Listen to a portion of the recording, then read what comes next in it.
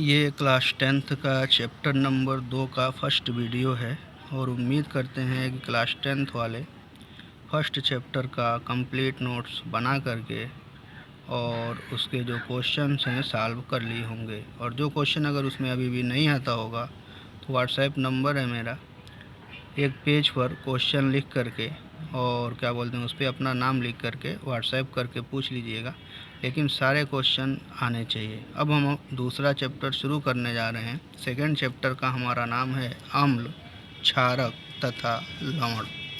तो सबसे पहले अम्ल क्या होता है, क्षारक क्या होते हैं, लवण क्या होते हैं, इनके क्या गुण होते हैं, मतलब ये कैसे अभिक्रिया करते हैं, इसमें कैसे पहचानते हैं कि कौन अम्ल है, कौन क्षार है, कौन लवण है। इस मतलब कि इसमें कोई अम्ल है तो उसका फार्मूला क्या होता है, उसको हम क्या पढ़ सकते हैं, अम्ल का टेस्ट कैसा होता है, इसी के बारे में हम अध्ययन करेंगे। तो सबसे पहले हम अम्ल, क्षारक और लवण के बारे में जानेंगे, उसके बाद फिर चैप्टर पे चलते हैं। तो लिखा हुआ है कि सभी यौगिकों को उनके रासायनिक गुणों के आधार पर अम्ल, क्षारक और लवण में वर्गीकृत किया जा सकता है। जितने भी कंपाउंड्स हम जानते हैं उनको हम उनके मतलब कि प्रॉपर्टी के बेस पर हम मतलब कि डिवाइड कर सकते हैं उसको अम्ल में और क्षारक में और लवण में। सबसे पहले हम अम्ल जानेंगे। अम्ल किसे कहते हैं, पढ़े भी हैं, जानते भी हैं। वे पदार्थ जिनका स्वाद खट्टा होता है तथा जो नीले लिटमस पेपर को लाल कर देते हैं अम्ल कहलाते हैं। जानते हैं, याद रखिएगा, बहुत ज़्यादा भूलता है। याद तो है, ठीक है, नीला लिटमस लाल कर देगा, लेकिन एग्ज़ाम में सीधे डायरेक्ट कन्फ्यूजन, नीले को लाल की लाल को नीला। तो याद रखें, नीले लिटमस को लाल कर देता है कौन, अम्ल। लो लो है, लो का मतलब लास्ट में लाल, लो लाल, लो लाल, समझ करिएगा।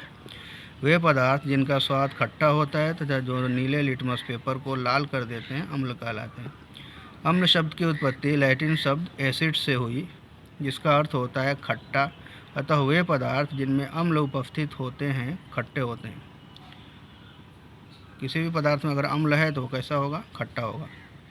उदाहरण दिया है, सिरके, सिट्रस फल जैसे नींबू, संतरा आदि तथा इमली में क्रमशः एसिटिक अम्ल, सिरका में कौन सा अम्ल, एसिटिक अम्ल, सिट्रस फल जैसे नींबू, संतरा में सिट्रिक अम्ल, इमली में टार्टरिक अम्ल उपस्थित होते हैं, जिसके कारण ये स्वाद में खट्टे होते हैं। अगला है क्षारक। वे पदार्थ जिनका स्वाद तीक्ष्ण यानी कड़वा होता है तथा जो लाल लिटमस पेपर को नीला कर देते हैं। लाल को नीला, एक याद रखिएगा, नीले को लाल अम्ल करता है, सीधे उसका उल्टा लाल को नीला कौन करेगा, बेस, क्षारक कहलाते हैं। स्वाद कड़वा, क्षारक। अब कड़वे स्वाद का टेस्ट करना है तो साबुन खा के चेक कर लीजिएगा कैसा लगता है, जैसे साबुन, ठीक है। एक चीज़ हमको जानना है, वैद्युत अपघट्य, बहुत इंपॉर्टेंट है जानना हमको, होता क्या है ये। तो सीधा सीधा डिफिनीशन है, वैद्युत अपघट्य किसे कहते हैं, वे यौगिक जिनकी गलित अवस्था, मतलब अगर मेल्ट कर जाए, पिघल जाए, या जलीय विलयन में, या उसको जल में घोल दें या उसको पिघला दें, विद्युत धारा प्रवाहित करने पर इनका अपघटन हो जाता है। वैद्युत अपघट्य की क्वालिटी होती है वह धनायन और ऋणायन से मिलके बने होते हैं। पहला, प्लस और माइनस, धनायन और ऋणायन से मिल करके बना होगा। अगर उसका जलीय विलयन है, उसमें विद्युत धारा प्रवाहित करते हैं तो उसके धनायन और ऋणायन क्या हो जाते हैं, अलग अलग हो जाते हैं, टूट जाते हैं। उसी को क्या करते हैं, अपघटन होना। जलीय विलयन में विद्युत धारा प्रवाहित करने पर इनका अपघटन हो जाता है, अर्थात वे अपने आयनों में टूट जाते हैं। विद्युत अपघटनी चालक या वैद्युत अपघट्य कहलाते हैं। जैसे NaCl किससे मिलकर बना है, Na प्लस Cl माइनस। अगर जलीय विलयन में धारा प्रवाहित करेंगे तो क्या होगा, Na प्लस अलग, Cl माइनस अलग, H2SO4 हाइड्रोजन आयन अलग, सल्फेट आयन अलग, NaOH, मतलब ये सब क्या कहलाते हैं, वैद्युत अपघट्य। अब ये दो प्रकार के होते हैं। पहला है प्रबल विद्युत अपघट्य, प्रबल स्ट्रांग इलेक्ट्रोलाइट्स। इसको समझने के लिए हम समझ लें कि मान लीजिए अगर कोई प्रबल वैद्युत अपघट्य है, सपोज दैट नमक को ही मान लें, NaCl को, अगर उसके हम 10 मालिक्यूल्स लेते हैं, कितने, 10, जब उसको हम जल में घोल के धारा प्रवाहित करते हैं तो 10 के 10 टूट जाते हैं, किसमें, Na प्लस और Cl माइनस, मतलब 10 में 10 कंप्लीट वियोजित हो गए, टूट गए। तो उसी से डिफिनीशन निकल के आता है, वे वैद्युत अपघट्य जो जलीय विलयन में पूर्ण रूप से आयनित हो या वियोजित हो जाते हैं, प्रबल वैद्युत अपघट्य कहलाते हैं। पूरा टूट जाए, 10 मालिक्यूल हैं तो 10 टूट जाएंगे, ठीक है, 20 हैं तो 20 टूट जाएंगे, 100 है तो 100 टूट जाएगा, टोटल टूट जाएगा। वे वैद्युत अपघट्ट जो जलीय विलयन में पूर्ण रूप से आयनित या वियोजित हो जाते हैं प्रबल वैद्युत अपघट्ट कहलाते हैं। Example NaCl sodium chloride, KCl potassium chloride, sodium sulphide, Na2SO3 आदि। दुर्बल वैद्युत अपघट्ट वे वैद्युत अपघट्ट जो जलीय विलयन में आंशिक रूप से वियोजित या आयनित होते हैं दुर्बल वैद्युत अपघट्ट कहलाते हैं। आंशिक रूप से अगर 100 है तो 70 टूटेगा, 80 टूटेगा, कुछ नहीं टूटेंगे, मतलब पूरा मालिक्यूल्स हमारा वियोजित नहीं होगा। अगर 10 है तो 7 ही टूटेगा, 8 ही टूटेगा, कंप्लीट 10 का 10 नहीं टूटेगा। ऐसे वैद्युत अपघट्ट को क्या बोलते हैं? दुर्बल वैद्युत अपघट्ट। H2CO3 कार्बनिक अम्ल, HCN हाइड्रोजन साइनाइड, ये भी एसिड की तरह है, एसिड ये याद रखिएगा, H+ देता है। HCN hydrogen cyanide, CH3COH acetic अम्ल, सब उदाहरण है किसके? दुर्बल वैद्युत अपघट्ट के। प्रबल अम्ल तथा क्षारक प्रबल विद्युत अपघट्ट भी होते हैं। इसी तरह जिस तरह प्रबल वैद्युत अपघट्ट दुर्बल वैद्युत अपघट्ट होते हैं ना, उसी तरह प्रबल अम्ल होता है और प्रबल क्षार भी होता है। दुर्बल अम्ल तथा क्षारक दुर्बल वैद्युत अपघट्ट भी होते हैं। इसी तरह दुर्बल अम्ल और दुर्बल क्षारक भी होता है। अब मेन हमको एक ही सिद्धांत है हमारे सिलेबस में। जैसे अम्लों के बारे में तो कई सिद्धांत हैं, आर्हेनियस का सिद्धांत, उसके बाद क्या बोलते हैं ब्रांस्टेड लोअरी का कॉन्सेप्ट होता है, उसके बाद एक और होता है लुईस का सिद्धांत। तो हमको हमारे सिलेबस में मतलब अभी 10th में सिर्फ यही पढ़ना आर्हेनियस। तो आर्हेनियस अम्लों तथा क्षारकों का आर्हेनियस सिद्धांत, इसी को पढ़ना है। तो आर्हेनियस लिखा हुआ है, आर्हेनियस भी कहीं लिखा रहता है, लेकिन इंग्लिश हमारा देख लीजिएगा आर्हेनियस ये एक ही रहेगा। बाकी ये नाम आर्हेनियस कुछ भी लिखा रह सकता है, लेकिन इंग्लिश हमारा याद होगा। ये ARRHENIUS Arrhenius theory of acids and bases. यह अवधारणा आयनन के सिद्धांत पर आधारित है।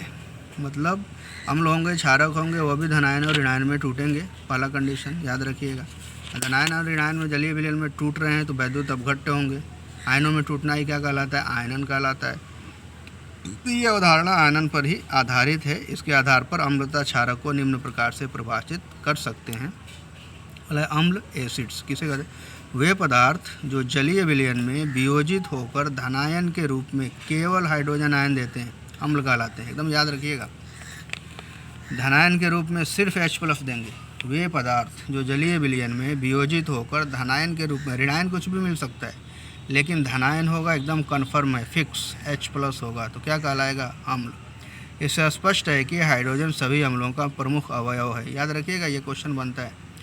स्पष्ट है कि हाइड्रोजन सभी अम्लों का प्रमुख अवयव है। आपके सिलेबस में बस इतना ही है, ये नहीं कि बहुत ज़्यादा एसिड्स तो बहुत होते हैं, अलग अलग कॉन्सेप्ट होता है, लेकिन सीधा हमको हमारे सिलेबस में सिर्फ आर्हेनियस है और उन्हीं अम्लों के बारे में हमको यहाँ पे पढ़ना है जिसके पास हाइड्रोजन आयन उपस्थित होता है। ठीक है, जैसे HCl है तो टूटेगा H+, Cl-। धनायन के रूप में क्या मिला? H+, इसलिए क्या होगा? एसिड। अम्लों के प्रकार, आयनन के आधार पर अम्ल 2 प्रकार के होते हैं। सेम उसी तरह जिस तरह से प्रबल वैद्युत अपघट्ट दुर्बल वैद्युत अपघट्ट, उसी तरह से ये भी क्या होगा? प्रबल अम्ल और दुर्बल अम्ल।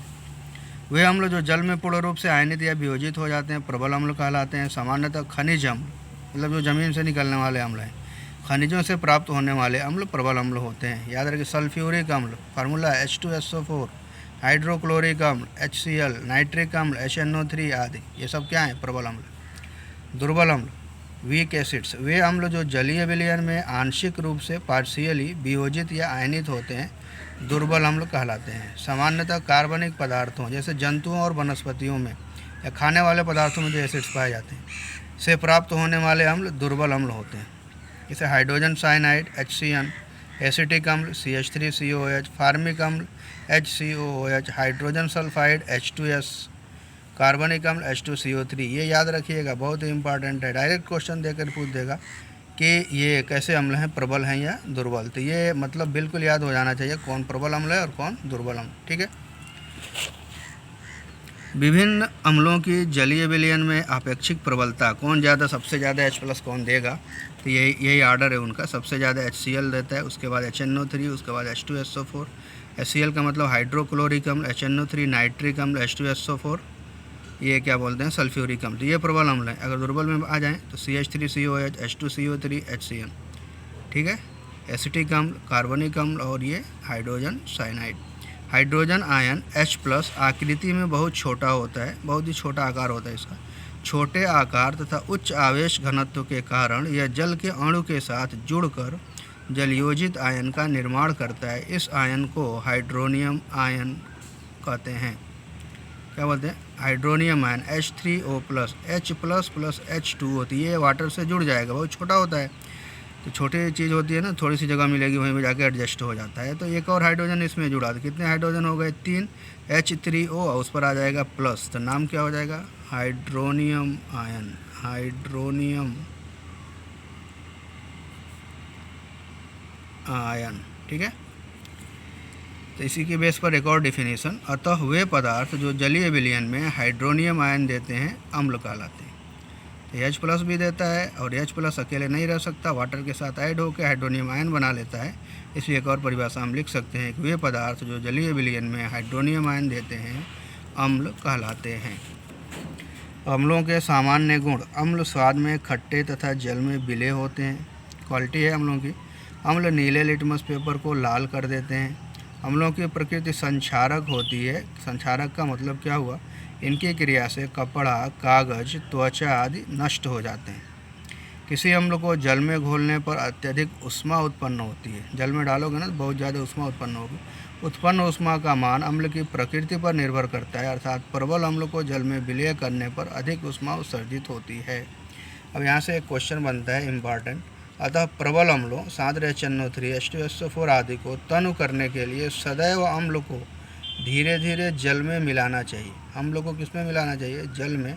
जल को अम्ल में नहीं, क्योंकि यह अभिक्रिया अत्यंत ऊष्माक्षेपी है, जिस कारण अम्ल में जल मिलाने पर मिश्रण अस्फलित होकर मतलब छलक कर बाहर गिर सकता है और आप जल सकते हैं। क्वेश्चन पूछता है कि अम्ल में जल में अम्ल को मिलाना चाहिए, अम्ल में जल को नहीं मिलाना चाहिए, क्यों? तो उसका आंसर हमारा यही है, देख लीजिएगा। तनुकरण, तनुकरण का मतलब क्या होना कि अम्ल में पानी की मात्रा बढ़ाना। पानी मिलाएंगे तो डाइल्यूट हो जाए। जैसे मान लीजिए चीनी है और पानी है, तो दोनों को घोल के आपने शरबत बनाया और उसके बाद से क्या किया ना कि अब कहें बहुत मीठी है, तो क्या करते हो? और चीनी मिला देते हो उसमें? नहीं, और चीनी नहीं मिलाते, क्या मिलाते हैं? पानी मिलाते हैं। तो सोल्यूशन भी क्या होगा? धीरे धीरे पतला हो जाएगा। तनुकरण का मतलब डाइल्यूशन, पतला करना। पतला करने के लिए गाढ़ा अम्ल है, उसको पतला करना है तो क्या मिलाएंगे? अम्ल मिलाएंगे कि जल मिलाएंगे? जल मिलाएंगे। तो जल मिलाने पर, ये सिर्फ अम्ल का तनुकरण हम लिखवा रहे हैं यहाँ पे। जल में अम्ल मिलाने पर आयन की सांद्रता, कौन आयन?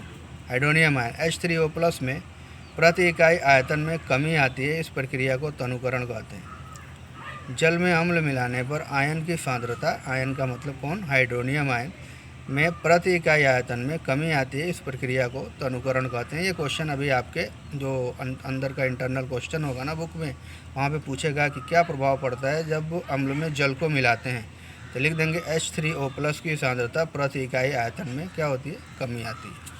ठीक है, इसके बाद क्षारक के बारे में पढ़ लेते हैं थोड़ा सा। एक क्वेश्चन है उसको देख लेते हैं। क्षारक वे पदार्थ जो जलीय विलयन में वियोजित होकर ऋणावेशित आयनों के रूप में, वहाँ पे क्या था? धनावेशित आयनों के रूप में, यहाँ क्या है? ऋणावेशित आयनों के रूप में केवल हाइड्रोक्साइड आयन OH- हाइड्रॉक्सिल भी लिखा रहता है कहीं पे, हाइड्रॉक्साइड आयन देते हैं, क्षारक या भस्म कहलाते हैं। आयनन के आधार पर क्षारक भी दो प्रकार के होते हैं। क्षारक के प्रकार में वही कंडीशन है यहाँ भी, प्रबल क्षारक वे क्षारक जो जल में पूर्ण रूप से आयनित या वियोजित हो जाते हैं प्रबल क्षारक कहलाते हैं। उदाहरण है हमारा potassium hydroxide KOH, sodium hydroxide NaOH, barium hydroxide BaOH का whole twice, calcium hydroxide CaOH का होल ट्वाइस आदि। KOH जल में घोलोगे कैसे टूटेगा? K+OH-, ये देख रहे हो OH-। फिर निगेटिव आयन के रूप में क्या मिलेगा? हाइड्रोक्साइड आयन, तो क्या कहलाएगा? क्षारक। अगर H+ मिलेगा धनावेश के रूप में तो क्या होगा? अम्ल। दुर्बल क्षारक वे क्षारक जो जल में आंशिक रूप से आयनित या वियोजित होते हैं दुर्बल क्षारक कहलाते हैं। एल्युमिनियम हाइड्रोक्साइड AlOH का whole thrice, ammonium hydroxide NH4OH, magnesium hydroxide MgOH का होल ट्वाइस। विभिन्न क्षारों के जलीय विलयन में क्षारक प्रबलता का क्रम कौन ज़्यादा H+OH- देगा? तो सबसे प्रबल क्षारक KOH, उसके बाद NaOH, उसके बाद अमोनियम हाइड्रोक्साइड NH4OH, उसके बाद बेरियम हाइड्रोक्साइड। एक और लाइन है, नोट है, समझ लीजिएगा। वे क्षारक जो जल में घुलनशील होते हैं क्षार कहलाते हैं। क्षारक की इंग्लिश होती है बेस और क्षार की इंग्लिश होती है एल्कली, कंफ्यूज मत होइएगा। वे क्षारक जो जल में घुलनशील होते हैं क्षार कहलाते हैं। तो सभी क्षार क्षारक होते हैं किंतु सभी क्षारक क्षार नहीं होते। क्षारक का सामान्य गुण, क्षार जल में विलेय, स्वाद में तीखे और कड़वे होते हैं। यहाँ पे हम क्षार लिख दिए हैं। क्षार का मतलब ये सीधा सीधा हो जाएगा कि ये जल में घुल जाएगा, इसीलिए यहाँ पे क्षार जल में विलेय, स्वाद में तीखे और कड़वे होते हैं। क्षारक की क्वालिटी लाल लिटमस पेपर को नीला कर देते हैं। स्पर्श करने पर, छूने पर साबुन के समान चिकने होते हैं। अम्लों के समान क्षारकों की प्रवृत्ति भी संक्षारक होती है।